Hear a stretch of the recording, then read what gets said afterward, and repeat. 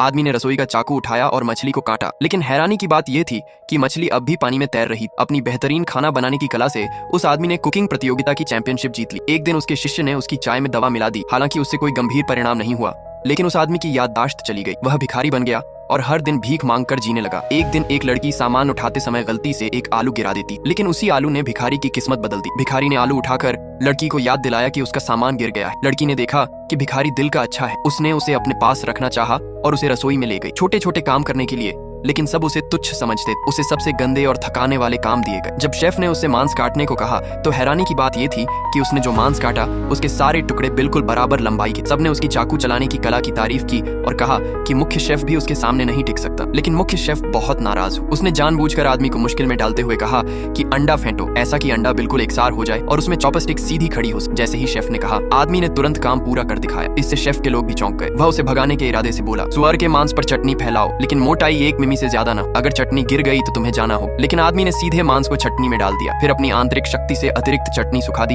इसके बाद उसने जोर से मेज पर थपकी दी। सारे तैयार किए हुए मांस के टुकड़े हवा में सलीके से सज गए और एक बूंद भी चटनी नहीं गिरी। मुख्य शेफ नहीं चाहता था कि वह रहे, लेकिन आदमी ने सब शर्तें पूरी कर दी तो उसे मानना पड़ा। उसी समय एक कठिन ग्राहक रेस्तरां में आया। वह खाने पीने में बहुत नखरे करता था। मुख्य शेफ ने मीठे खट्टे रिब्स की प्लेट बनाकर आदमी को उसे परोसने को कहा, लेकिन आदमी ने देखा कि चटनी बहुत गाढ़ी थी। ये ग्राहक के स्वाद को जरूर बिगाड़ देगी। ये सुनकर शेफ बहुत गुस्से में आया। उसने आदमी को डांटा कि उसे उसके पकवान की आलोचना करने का हक नहीं। उसी समय लड़की रसोई में आई और बोली कि डिश जल्दी परोसनी है। उसने सीधे मीठे खट्टे रिब्स बाहर ले गई। रेस्तरां का मालिक सोच रहा था कि ग्राहक को यह डिश पसंद आई, लेकिन ग्राहक ने तुरंत थूक दिया। उसने कहा कि इस डिश का स्वाद बहुत खराब है। वह ग्राहक उद्योग में बहुत प्रभावशाली था। उसकी एक एक हरकत रेस्तरां के कारोबार का फैसला कर सकती। मालिक ने तुरंत लड़की से कहा कि शेफ को कहो नई डिश बनाए, लेकिन यह डिश शेफ की स्पेशलिटी, वह इससे बेहतर नहीं बना सकता। तभी आदमी के सब्जी काटने की आवाज सबका ध्यान खींचने लगी। शेफ ने देखा और उसे डांटा कि वह बातचीत में खलल डाल रहा है, लेकिन लड़की ने गौर किया कि आदमी सब्जी बहुत समान बल से काट रहा है। ये केवल एक अनुभवी शेफ ही कर सकता है। इसलिए उसने फैसला किया कि आदमी को डिश बनाने दे। थोड़ी देर में आदमी की बनाई डिश ग्राहक के सामने रखी गई। ग्राहक डिश की शक्ल से संतुष्ट नहीं हुआ।